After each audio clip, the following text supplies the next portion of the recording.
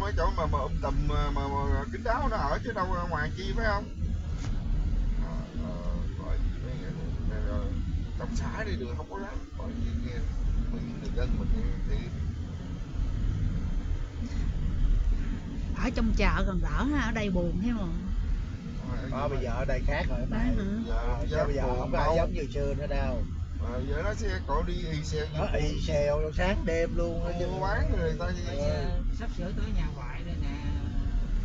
Tiền Duy Đức. Nhà ngoại nào? Ngoại của tôi á.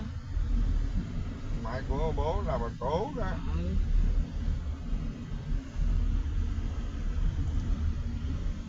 Tới chùa Tam Bảo đó.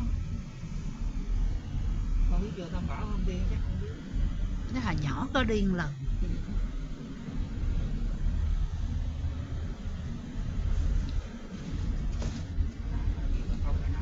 Lái đường